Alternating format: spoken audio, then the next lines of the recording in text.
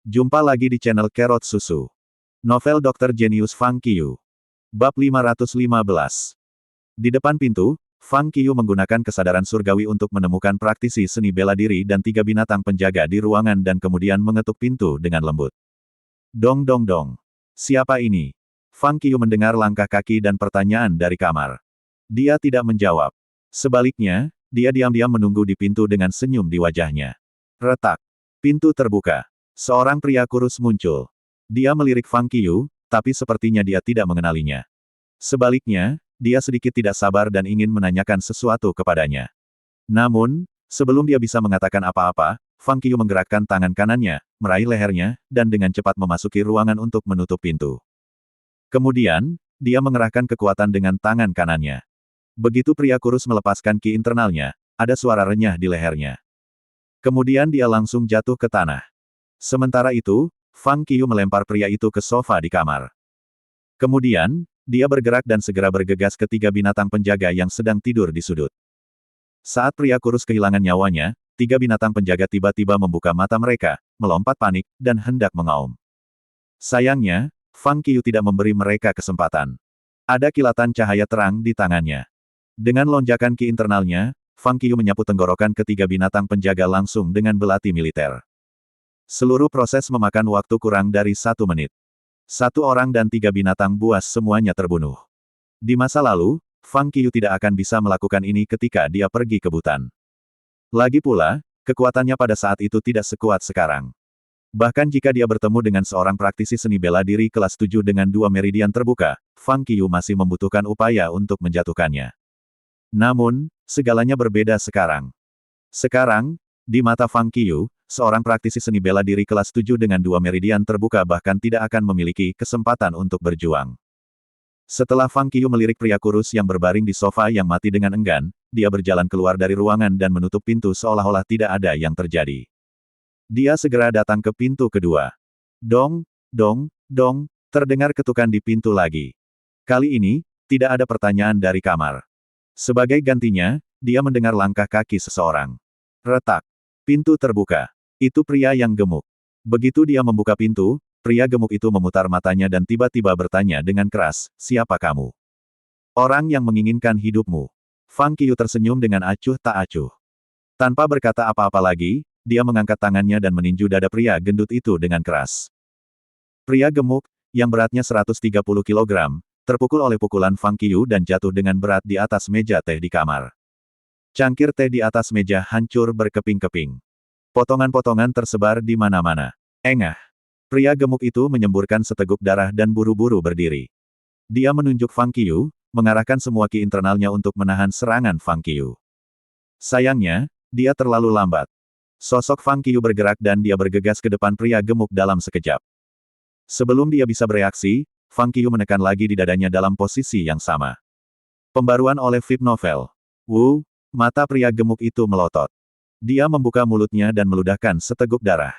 Kali ini, dia tidak dibuang. Semua kekuatan dari Fang Qiyu meresap ke dalam tubuhnya dan menghancurkan semua visceranya. Bang! Tubuh besar tiba-tiba jatuh ke tanah. Dampaknya menyebabkan tanah sedikit goyang. Pada saat ini, suara bingung tiba-tiba datang dari kamar ketiga. Saudara! Lalu datanglah langkah kaki. Di kamar, Fang Qiyu bergerak dan bergegas keluar. Dia tahu bahwa langkah kaki itu diturunkan dari beberapa lantai di atas, yang berarti bahwa orang-orang di lantai atas sudah menemukan apa yang terjadi di sini. Namun, tepat ketika Fang Qiyu bergegas keluar dari ruangan, seorang pria parubaya di kamar sebelah kebetulan keluar. Melihat Fang Qiyu, pria parubaya itu sedikit terkejut. Fang Qiyu bergerak dan segera berlari keluar. Wajah pria parubaya itu berubah dan dia juga bergegas ke depan. Ketika dia melihat bahwa pria gemuk dan kurus itu sudah mati, dia tampak muram dan matanya merah. "Berhenti di sana!" Dia meraung marah. Pria parubaya itu langsung terbang keluar dan dengan cepat mengejar Fang Qiyu. Fang Qiyu mencibir pada dirinya sendiri. Ini yang dia inginkan. Meskipun pria parubaya ini adalah pakar kelas 8, kekuatannya jelas lebih kuat daripada orang-orang yang bertemu Fang Qiyu sebelumnya. Bahkan jika Fang Qiyu yakin bahwa dia bisa menghadapinya, itu akan memakan waktu. Jika mereka bertarung di markas seperti ini, itu pasti akan menyebabkan orang lain ikut campur dalam pertempuran mereka. Dalam keadaan seperti itu, sangat mungkin bahwa sesuatu yang tidak terduga akan terjadi. Oleh karena itu, ketika menyelinap ke markas Dawn Group, Fang Qiu memutuskan untuk memikat pria parubaya itu keluar dari pangkalan dan menemukan tempat tanpa orang lain sehingga memiliki pertarungan yang baik dengannya. Seperti yang diharapkan, pria parubaya itu menyusul. Di markas Dawn Group, kebanyakan orang hanyalah penjahat biasa yang sama sekali tidak mengenal kungfu.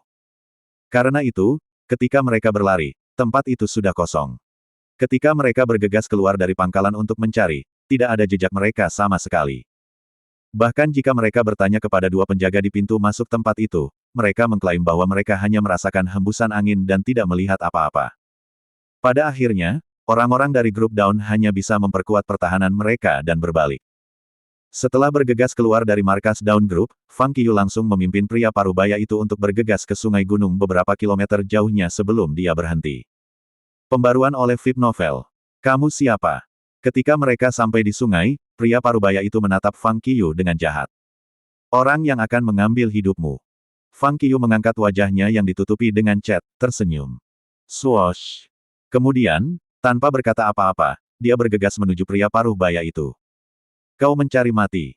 Pria parubaya itu tidak bisa lagi menahan amarah di hatinya. Dengan raungan nyaring, dia bergegas menuju Fang Qiu dan memukulnya dengan amarah yang besar. Bertepuk tangan, bertepuk tangan, bertepuk tangan, saat berikutnya, suara benturan keras menyebar. Keduanya meledak dengan kecepatan dan kekuatan yang sangat mengerikan dan bertarung dengan sengit di sungai. Energi menakutkan Qi menyapu ke segala arah seperti tornado ketika keduanya bertabrakan, yang bahkan menghancurkan batu-batu besar di sekitarnya menjadi berkeping-keping. Semburan energi tajam Qi memotong batu menjadi dua bagian dalam sekejap. Dalam pertempuran yang begitu menakutkan, Fang Qiu sama sekali tidak dirugikan. Sebaliknya, dia dikunci dalam pertempuran sengit dengan lawannya. Namun, untuk pria parubaya, situasi ini di luar harapannya. Tanpa diketahui, saudara laki-laki kedua dan ketiga meninggal dengan menyedihkan. Pria dengan wajah dicat ini hanya memiliki kekuatan marsial superior kelas 5. Betapa bertentangannya itu. Ini tidak mungkin. Karena dia terburu-buru untuk mengejar Fang Qiu, dia tidak terlalu memikirkannya. Tapi sekarang, saat dia dengan hati-hati memikirkannya, wajah pria parubaya itu jatuh. Hanya ada satu orang dengan kekuatan marsial superior kelas 5 di dunia yang mampu menyelinap ke markas Dawn Group dan membunuh seorang pria kelas 7 dengan 2 meridian terbuka dan satu lagi dengan 3 meridian terbuka. Itu adalah pria misterius dari Huaxia. Di tengah pertempuran sengit, pria parubaya itu bertanya dengan keras dan geram, apakah Anda John Doe? Fang Qiu tersenyum acuh tak acuh dan tidak menanggapi. Pria parubaya itu terkejut. Dia tidak menyangka lelaki misterius itu akan menyusul mereka, bahkan ketika mereka lari ke Timur Tengah. Yang paling penting adalah bahwa saudara laki-laki kedua dan ketiga sama-sama mati. Dia sekarang memiliki modal lebih sedikit untuk bekerja sama dengan grup Dawn, yang membuatnya marah. Dia sudah membuat rencana untuk semuanya. Tetapi dengan penampilan pria misterius itu, semuanya kacau. Tentu saja, dia sama sekali tidak khawatir tentang pertempuran dengan pria misterius ini. Menurut pendapatnya, bahkan jika kekuatan John Doe begitu kuat sehingga dia bisa berhadapan dengannya, dia pasti tidak akan bisa menyakitinya. Selain itu, bahkan jika pria misterius itu memiliki kekuatan untuk melukainya, dia yakin dia bisa melarikan diri. Alasan mengapa ia memutuskan untuk bertarung dengan John Doe adalah bahwa, selain kemarahan di dalam hatinya, ia benar-benar ingin melihat seberapa kuat pria misterius itu. Namun, semakin dia bertarung, semakin dia menjadi takut. Pada awalnya, pria misterius itu setara dengannya dalam kekuatan dan kecepatan. Tetapi ketika mereka terus bertarung, kecepatan dan kekuatan pria misterius itu benar-benar meningkat, yang memaksanya untuk menggunakan semua kekuatannya.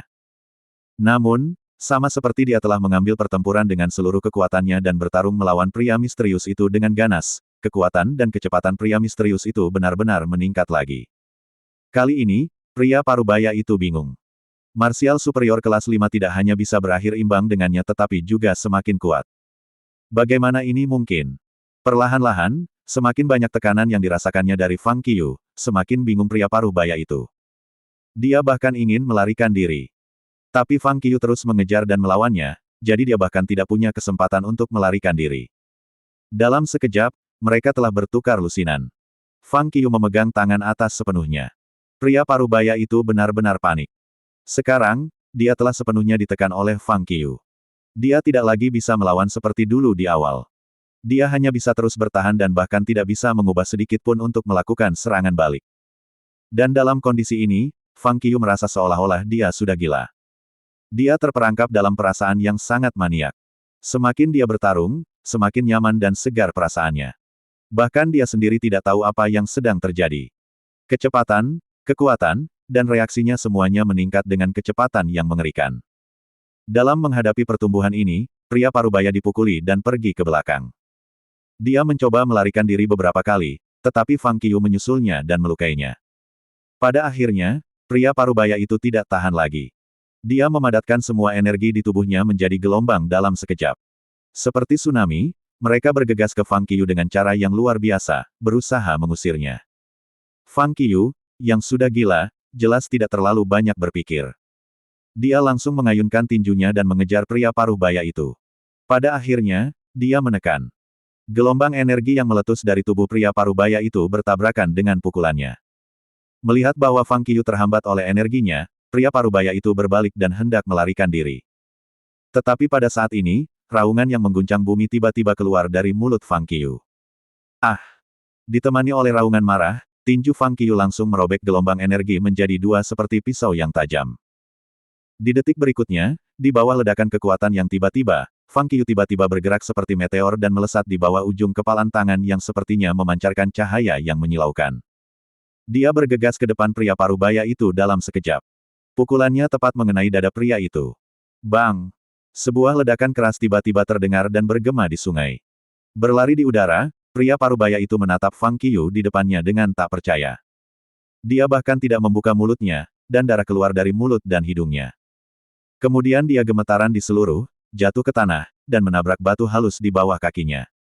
Terima kasih masih bersama channel Carrot Susu. Bab 516. Setelah mendarat di tanah, Fang Qiu menghela nafas panjang sambil menatap pria parubaya yang jatuh di atas batu. Fiuh! Perasaan liar dan gelisah yang muncul entah dari mana akhirnya tenang perlahan. Puncak kelas 5. Saat agitasi perlahan menghilang, Fang Qiu merasakan kekuatannya dan menemukan bahwa kekuatannya telah meningkat banyak lagi. Dia langsung mencapai puncak kelas 5, yang hanya satu langkah dari kelas 6. Peningkatan semacam ini membuat Fang Qiu sangat terkejut. Yang menyatakan, Fang Qiu mengangkat alisnya. Dia mencoba mengingat keadaan kehilangan dirinya dalam pertempuran tadi, tapi dia tidak bisa mengetahuinya sama sekali, seolah-olah pertempuran tadi hanya mimpi, yang sangat tidak nyata. Tapi di depannya, pria parubaya itu memang sudah mati. Mungkinkah ini, surga dan manusia bersatu yang legendaris? Memikirkan ini, Fang Qiu sedikit mengangguk. Tampaknya itu satu-satunya penjelasan. Tanpa berpikir lebih jauh, Fang Qiu langsung menggunakan kesadaran surgawi untuk memastikan bahwa tidak ada seorang pun dalam 1 kilometer di sekitarnya. Kemudian dia menemukan tempat untuk mengubur lelaki parubaya itu. Tidak peduli seberapa mengerikan hal yang dilakukan pria parubaya itu, dia tetaplah pria Huaxia. Karena dia sudah mati, setidaknya dia harus meninggalkan seluruh tubuhnya. Kalau tidak, bau darah yang kental ini pasti akan menarik binatang buas di hutan, yang tentunya akan merusak tubuhnya. Setelah mengubur pria itu, Fang Qiu kembali ke markas Dawn Group lagi. Karena kecelakaan sebelumnya, keamanan grup Dawn telah meningkat banyak. Ada tim tambahan yang terdiri dari 10 orang di pintu masuk gua. Ada 2 tim yang terdiri dari 5 orang yang berpatroli di 2 sisi. Namun, kali ini, Fang Qiu tidak berniat untuk menyelinap masuk seperti sebelumnya. Sebaliknya, ia langsung membunuh 10 orang dalam sekejap. Fang Qiu sangat cepat. Akibatnya, 10 orang semuanya terbunuh sebelum mereka bisa bereaksi. Detik berikutnya, Fang Qiu bergegas masuk dan mencari di sekitar markas Dawn Group dengan kecepatan secepat angin. Kemudian, dia berhenti di gudang senjata. Mungkin demi transportasi dan operasi, gudang senjata juga terletak di lantai 5, tepat di gudang di belakang gerbang besi besar di seberang pintu masuk gua. Gerbang besi biasa tidak bisa menghentikan Fang Qiu sama sekali. Dia diam-diam membuka gerbang. Fang Qiu tertegun saat memasuki gudang senjata. Di depannya, selain 4 atau 5 baris peluncur roket, ada banyak kotak yang bertumpuk sangat tinggi. Sekilas, setidaknya ada puluhan kotak senjata api, yang paling banyak adalah AK-47. Tentu saja, peluncur roket dan senjata api hanya menempati sebagian kecil dari gudang. Kotak-kotak lain dipenuhi dengan hal yang sama, bom. Hampir 3/4 ruang di gudang diambil oleh bom. Ada granat, detonator, dan bom. Lagi pula, ada semua jenis bom. Jika dia menghitung mesiu di dalam bom ini, dia akan menemukan bahwa akan ada beberapa ton mesiu. Semua bom ini bahkan bisa meledakkan seluruh gunung. Dia menarik napas panjang. Fang Qiu segera melihat melalui bom dan segera menemukan bom waktu dan meletakkannya di tumpukan bom. Dia menghitung 1 menit. Kemudian, dia berbalik dan meninggalkan gudang segera. Namun, saat dia mendorong pintu terbuka dan berjalan keluar, beberapa penjaga yang baru saja selesai membersihkan kamar membawa pria gendut dan pria kurus keluar. Mereka tiba-tiba berhenti dan berteriak keras ketika mereka melihat Fang Qiu. Ketika mereka berteriak, orang-orang dari lantai pertama, kedua, ketiga, dan keempat segera bergegas keluar. Waktu yang tepat. Kalian semua keluar. Fang Qiu mencibir. Fang Qiu juga tidak melarikan diri. Dia hanya berdiri di sana dan menunggu untuk dikepung. Kurang dari 30 detik kemudian, semua penjaga menyerbu Fang Qiu sekaligus. Adapun Fang Qiu, dia bergegas langsung ke kerumunan. Saat dia melambaikan anggota tubuhnya, dia mulai mengambil nyawa orang. Tapi tepat ketika Fang Qiu bersenang-senang membunuh, ada suara keras angin yang tiba-tiba pecah. Swoosh! Fang Qiu mendongak dengan cepat. Seorang pria kulit hitam dengan tubuh bagian atas telanjang dan rantai besi setebal jari di sekitar tubuhnya tiba-tiba melompat turun dari lantai atas. Dengan momentum yang sangat mengerikan, dia bergegas menuju Fang Qiu seperti seekor citah. Praktisi seni bela diri. Fang Qiu terkejut. Pembaruan oleh VIP Novel. Dia telah menggunakan kesadaran surgawi untuk merasakan tempat ini sebelumnya. Seharusnya tidak ada praktisi seni bela diri lain di sini. Bagaimana mungkin yang ini? Itu tidak benar. Fang Qiu mengangkat alisnya. Ketika pria kulit hitam turun dan memukulnya dengan kekuatan besar, Fang Qiu tiba-tiba menemukan sesuatu yang aneh. Tidak ada energi pada pria ini. Dengan kata lain, dia bukan seorang praktisi seni bela diri. Namun, Fang Qiu dapat dengan jelas merasakan kekuatan yang hanya dimiliki oleh praktisi seni bela diri. Mungkin para praktisi seni bela diri di Timur Tengah berbeda dari yang ada di Huaxia. Sementara ragu, Fang Qiu mengepalkan tangan kanannya, dan ki internal di tubuhnya meledak dengan terburu-buru, menggerakkan tinjunya untuk menghadapi pria yang jatuh dari langit. Momen selanjutnya. Bang! Ada suara yang menghancurkan bumi. Saat dua tinju bertabrakan, energi ki yang tak tertahankan menyebar ke segala arah, mendorong semua orang di sekitar ke tanah. Pembaruan oleh VIP Novel. Kelas ke-7. Fang Qiu menatap pria kulit hitam di depannya dengan takjub. Tabrakan tinju ini membuatnya jelas merasakan bahwa kekuatan pria ini telah mencapai kelas ke-7. Dia tidak punya energi untuk mendukungnya. Dia hanya mengandalkan kekuatannya sendiri. Di sisi lain, pria kulit hitam itu juga kaget. Dia tidak berharap bahwa dia tidak langsung membunuh Fang Qiu dengan pukulan yang kuat, yang membuatnya sangat tidak menyenangkan.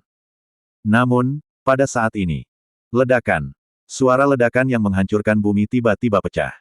Di belakang Fang Qiu, pintu gerbang gudang retak dalam sekejap. Api seperti lava mengerikan meledak dari itu, benar-benar menyelimuti markas Dawn Group. Pada saat yang sama, tanah bergetar hebat. Gunung berlubang mulai runtuh. Orang-orang dari Dawn Group bahkan tidak punya waktu untuk bereaksi sebelum mereka terkubur oleh batu yang runtuh. Bumi bergetar dan batu-batu beterbangan karena kekuatan. Api yang mengerikan terus meledak.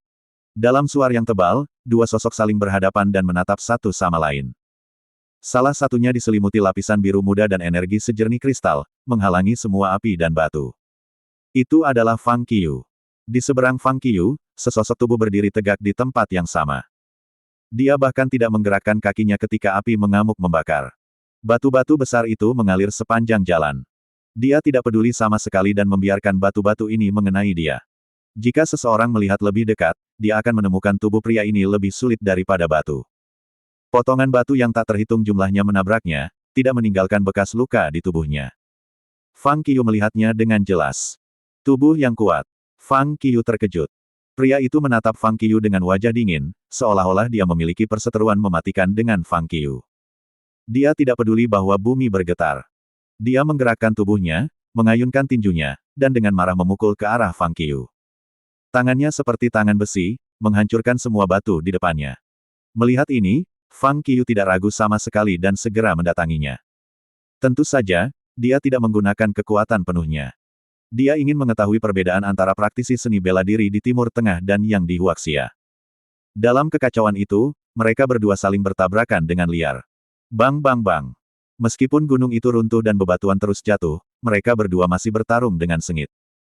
Namun, Sama seperti mereka berdua terjebak dalam pertempuran sengit, gunung ini yang telah dilubangi akhirnya runtuh sepenuhnya di bawah ledakan berturut-turut dan getaran gila.